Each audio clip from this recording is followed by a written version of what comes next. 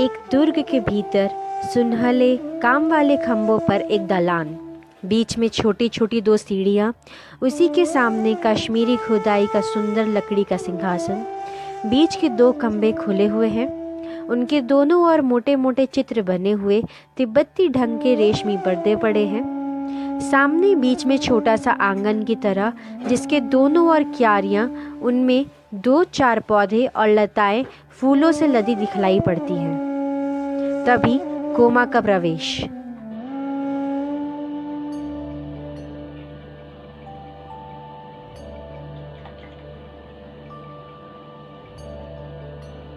इन्हें सींचना पड़ता है, नहीं तो इनकी रुखाई और मलिनता सौंदर्य पर आवरण डाल देती है।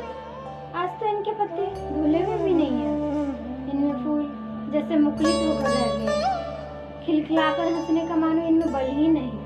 ठीक इधर कई दिनों से महाराज अपने विग्रह में लगे हुए हैं और मैं भी यहाँ नहीं आई, तो इनकी चिंता कौन करता। किंगल अभी नहीं आया। कहीं वो बंदी तो नहीं बना लिया गया? नहीं, यदि वे अंधे नहीं है तो उन्हें अपने सिर पर विपत्ति दिखाई देनी चाहिए। विपत्ति केवल उन्हीं पर तो नहीं है, हमें भी तो रक्त की नदियां बहानी पड़ेंगी। चित्त बड़ा चंचल हो रहा है, तो बैठ जाऊं इस एकांत में, अपने बिखरे हुए मन को संभाल लूं। अरे कोमा, कोमा इधर तो आओ जरा।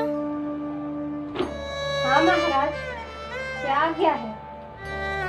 आज्ञा नहीं कोमा, तुम्हें आज्ञा नहीं दूंगा।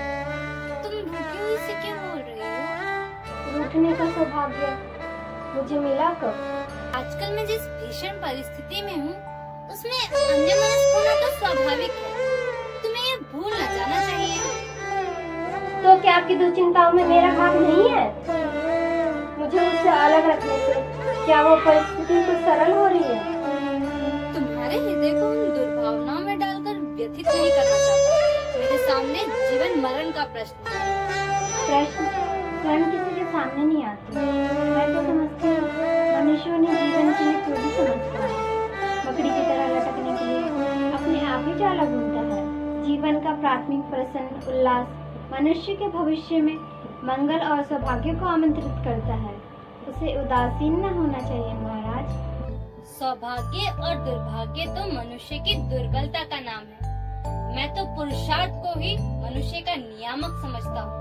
पुरुषार्थ ही सौभाग्य को भी अपनी ओर खींच लाता है।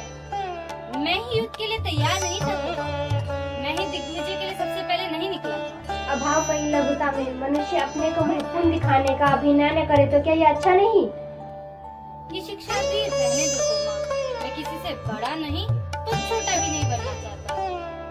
तुम अभी तक पाषाणी प्रतिमा की भांति वहीं खड़ी हो। मेरे पास आओ कोमा। पाषाणी, हाँ राजा, पाषाणी के भीतर भी कितने मधुर स्रोत बहते हैं।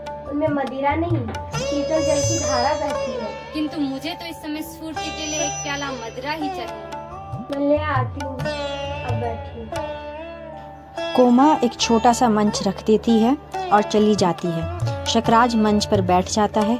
खिंगल का प्रवेश। बहू जी, क्या समाचार है?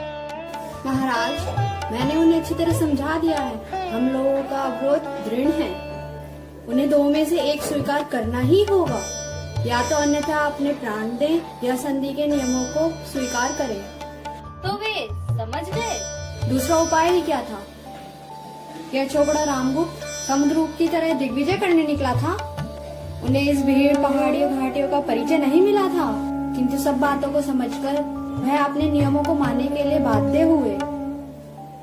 हैं? तुम सच कहते हो? मुझे आशा नहीं।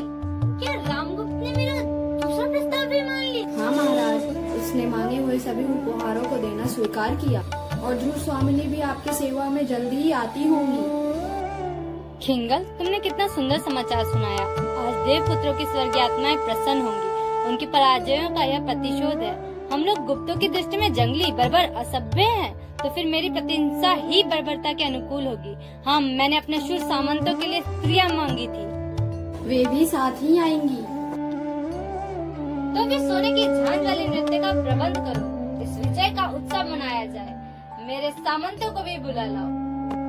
खिंगल का प्रस्थान। शकराज अपनी प्रसन्नता में उद्विग्न सा इधर उधर टहलने लगता है और कोमा अपना कलश लिए हुए धीरे धीरे सिंहासन के पास जाकर खड़ी हो जाती है। 4 सामंतों का प्रवेश। दूसरी ओर से नर्तकियों का दल आता है। शकराज उनकी ओर ही देखता हुआ सिंहासन पर बैठ जाता है। सामंत लोग उसके पैरों के नीचे सीढ़ियों पर बैठते हैं। नर्तकियां नाचने लगती हैं। श्रीमान, इतने बड़े विजय के अवसर पर इस सूखे उत्सव से संतोष नहीं होता, जबकि कलश सामने भरा हुआ रखा है। ठीक है, इन लोगों को केवल कहकर ही नहीं, प्यालियां भरकर भी देनी चाहिए। श्रीमान की आज्ञा मानने के अतिरिक्त दूसरी कोई गति नहीं। उन्होंने समझ से काम लिया है, नहीं तो इस रात की कालिमा में हमें रक्त की लाली मिलानी पड़ती। क्यों बकबक करते हो? चुपचाप इस बिना परिश्रम की विजय का आनंद लो। लड़ना पड़ता तो सारी हेकड़ी भूल जाती। हमसे? हाँ जी, तुमसे। तो फिर आओ, तुम ही से निपट ले। रात्रि के आगमन का समय हो गया। दुर्ग का द्वार अब शीघ्र बंद होगा। अब तो हृदय अधीर हो रहा है किंगर। दुर्ग तोरण में श्विकाएं आ गई हैं, तब विलम्ब क्यों? उन्हें अभी ले आओ। किंतु रानी की एक प्रार्थना है। क्या? वह पहले केवल श्रीमान से ही भेंट करना चाहती हैं। उनकी मर्यादा। क्या कहा? मर्यादा? भाग्य ने जिन्हें झुकने के लिए मजबूर कर दिया है, उन लोगों के मन में मर्यादा का और भी अधिक ध्यान रहता है। यह उनकी दयनीय दशा है। वह श्रीमान की रानी होने के लिए आ रही हैं।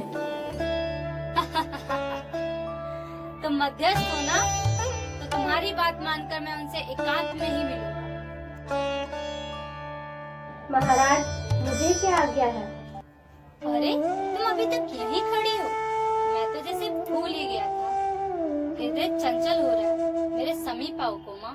नई रानी के आगमन की प्रसन्नता से। नई रानी का आना क्या तुम्हें अच्छा नहीं लगा कोमा? संसार में बहुत सी अच्छी बातें बुरी मालूम पड़ती है और बहुत सी बुरी बातें अच्छी मालूम पड़ती है। तुम तो आचार्य मीर देव की तरह दार्शनिक सी बातें कर रही हो। वे मेरे पिता तुल्य है। उन्हीं की शिक्षा में मैं पली बड़ी हूँ।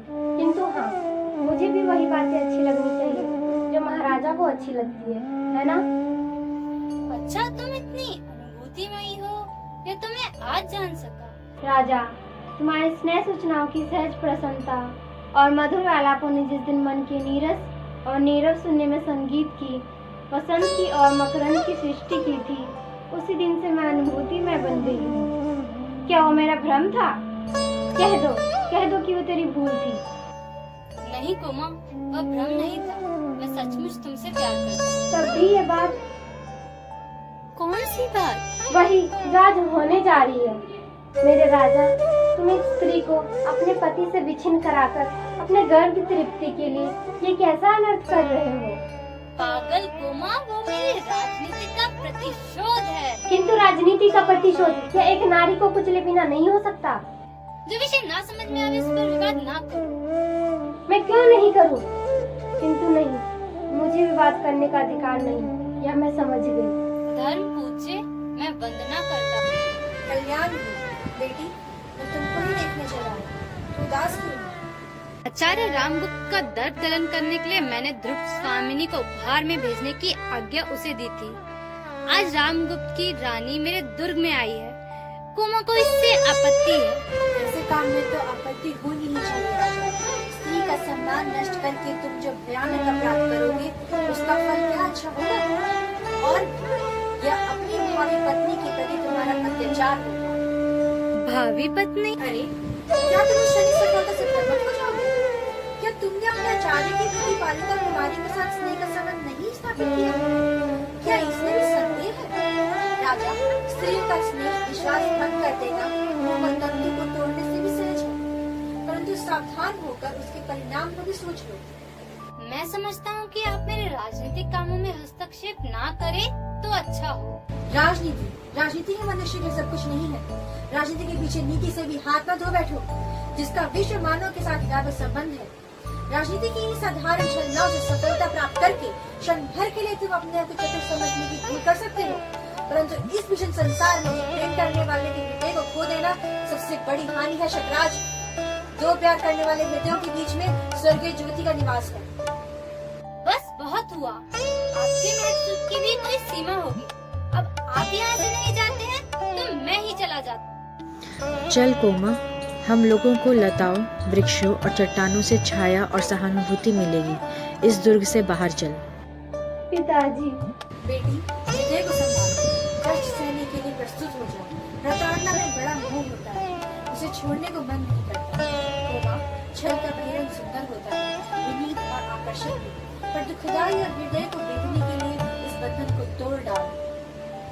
तोड़ डालू पिताजी, जिसे मैंने अपने आंसुओं से खींचा। वही दुलार भरी वनडें मेरी आंख बंद कर चलने में मेरी ही पैरों से उलझ गई है।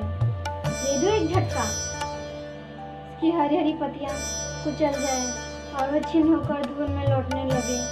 ना, ऐसी कठोर आज्ञा ना दो। तेरी भलाई होती तो मैं चलने की ना कहता। हम लोग अखरोट की छाया में बैठेंगे, झरनों के किनारे दाख के कुंजों में विश्राम करेंगे। जब नीले आकाश में मेघों के टुकड़े मानसरोवर जाने वाले हंसों का अभिनय करेंगे, तब तो अपनी तकलीफ पर उनका की हुई कहानी कहेंगी और मैं सुनूंगी। तो चलो एक घड़ी के लिए मुझे। तू नहीं मानती, वह देख, नील लोहित रंग की धूमकेतु अभी चिंतास से इस दुर्ग की ओर कैसा भयानक संकेत कर रहा है। अभी एक क्षण। पागल लड़की, अच्छा मैं फिर आऊंगा, तू सोच ले, विचार कर ले। जाना ही होगा, तब ये मन की उलझन क्यों? अमंगल का विषाद अपनी क्रूर हंसी से इस दुर्ग को कंपा देगा और सुख के स्वप्न विलीन हो जाएंगे। मेरे यहाँ रहने से उन्हें अपने भावों को छिपाने के लिए बनावटी व्यवहार करना होगा और पग पग पर अपमानित होकर मेरा हृदय उसे सह न सकेगा। तो चलो, यही ठीक है। पिताजी ठहरिए, मैं आती हूँ। कोमा, जाती हूँ राजा। कहाँ? आचार्य के पास? मालूम होता है कि वे बहुत दुखी होकर चले गए। उस धूमकेतु को दिखाकर उन्होंने मुझसे कहा कि तुम्हारे दुर्ग में रहने से अमंगल होगा। ओह, भयावनी पूंछ वाला धूमकेतु, आकाश का उच्छृंखल पर्यटक, नक्षत्र लोक का अभिशाप। कोमा, आचार्य को बुलाओ, वे जो आदेश देंगे वही मैं करूँगा। इस अमंगल की शांति होनी चाहिए। वे बहुत चिढ़ गए हैं, अब उनको प्रसन्न करना सहज नहीं। वे अपने साथ ले जाने के लिए मेरी प्रतीक्षा करते होंगे। कोमा, तुम कहाँ जाओ? पिताजी के साथ। और मेरा प्यार, मेरा स्नेह सब भुला दोगी? इस अमंगल की शांति के लिए आचार्य को ना समझाओगी? प्रेम का नाम न लो, वह एक पीड़ा थी जो छूट गई। इसकी कसक भी धीरे धीरे दूर हो जाएगी। राजा, मैं तुम्हें प्यार नहीं करती।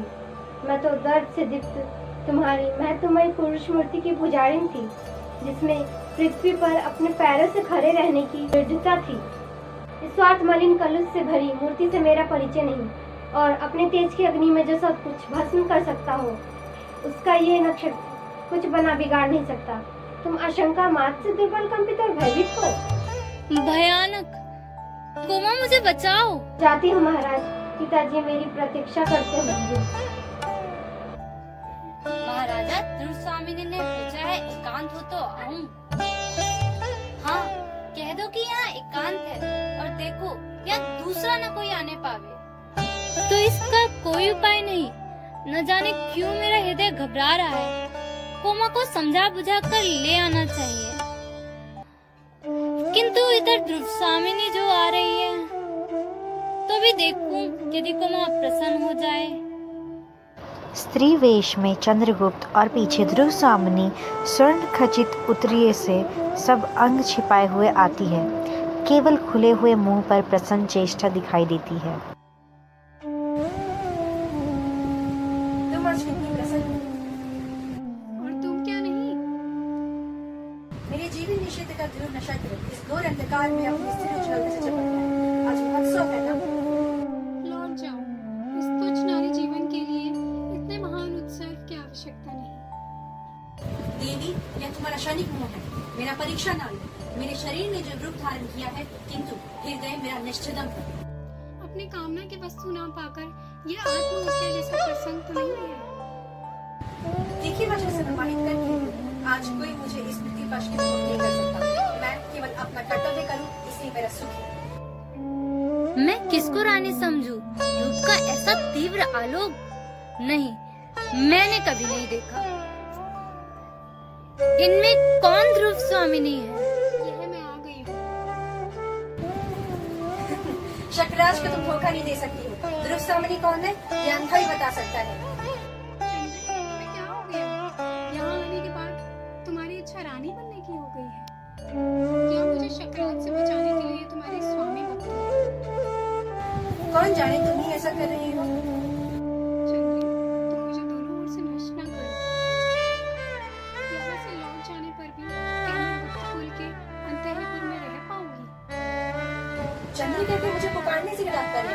ये अच्छा जगह तुमने फैलाया, इसलिए मैंने एकांत में मिलने की प्रार्थना की थी। तो क्या मैं यहाँ से भी चली जाऊंगी? खैर, क्या चिंता यदि मैं दोनों को ही रानी समझ लूं? क्यों? इसमें क्या बुरी बात है? जी यह नहीं हो सकता है। ध्रुव स्वामिनी कौन है पहले इसका निर्णय होना चाहिए। चंद्री, मेरे भाग्य के आकाश में धूमकेतु से अपनी गति बंद कर। ओह, भयानक! सुनिए, चंद्री, इस धमकी से तो कोई लाभ नहीं। तो फिर मेरा और तुम्हारा जीवन और मरण साथ ही होगा। तो डर दो कौन है। हैं? ये क्या तुम लोग क्या कर रहे हो? ठहरो, आचार्य ने ठीक कहा है, आज शुभ मुहूर्त नहीं है। मैं कल विश्वसनीय व्यक्तियों को बुलाकर इसका निश्चय कर लूंगा। आज तुम लोग विश्राम करो। नहीं, इसका निश्चय तो आज ही होना चाहिए। मैं कहता हूँ ना।